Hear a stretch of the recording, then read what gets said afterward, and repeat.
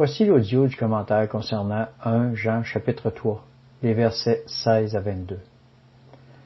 À ceci nous avons connu l'amour, c'est qu'il a donné sa vie pour nous. Nous aussi, nous devons donner notre vie pour les frères.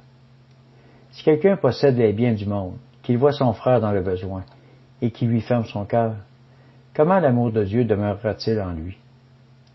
Petits enfants, n'aimons pas en parole ni avec la langue, mais en action et en vérité. Par là, nous connaîtrons que nous sommes de la vérité, et nous apaiserons notre cœur devant lui. De quelque manière que notre cœur nous condamne, Dieu est plus grand que notre cœur et connaît tout. Bien-aimés, si notre cœur ne nous condamne pas, nous avons de l'assurance devant Dieu. Quoi que ce soit que nous demandions, nous le recevons de lui, parce que nous gardons ses commandements et que nous faisons ce qui lui est agréable. Commentaire. Jean nous montre bien ici l'œuvre à accomplir. Donner sa vie par amour, donner de ses biens pour aider, donner pour soutenir le ministère qui vous éclaire et vous guide sans relâche. Jacques a écrit dans le chapitre 2, verset 18b, « Montre-moi ta foi sans les œuvres, et moi, par mes œuvres, je te montrerai ma foi. » Donc, une foi sans les œuvres est une foi morte. Si tu aimes seulement en parole, mais qu'aucun acte n'est posé pour appuyer tes paroles, Jean nous dit que ce n'est pas la vérité qui te guide. Verset 18-19.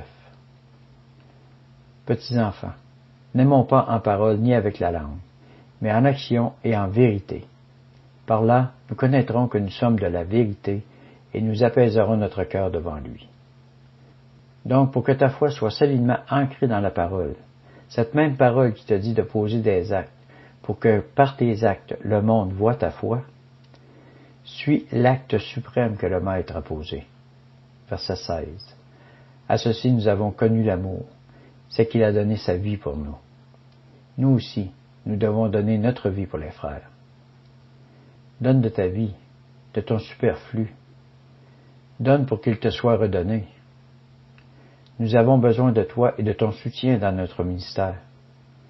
Voilà plus de 20 ans que nous œuvrons, et nous n'avons jamais rien demandé. Mais voilà le temps où, par humilité, nous vous demandons votre aide, à vous tous, qui nous lisez et nous écoutez. Car sans votre aide et votre soutien. Luc, chapitre 6, verset 38. Donnez, et l'on vous donnera. On versera dans votre sein une bonne mesure, serrée, secouée et qui déborde, car on vous mesurera avec la mesure dont vous mesurez. Que le Seigneur vous bénisse richement pour les actions que vous, frères et sœurs bien-aimés, poserez à l'égard de ce ministère. Nous vous aimons de tout notre cœur en Christ. Amen. Même Jésus, lors de son ministère, avait des gens qui le supportaient et l'aidaient.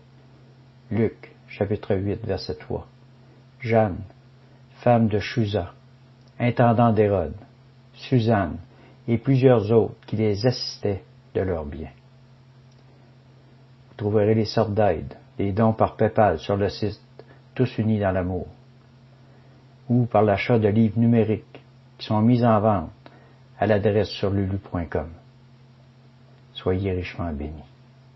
Amen.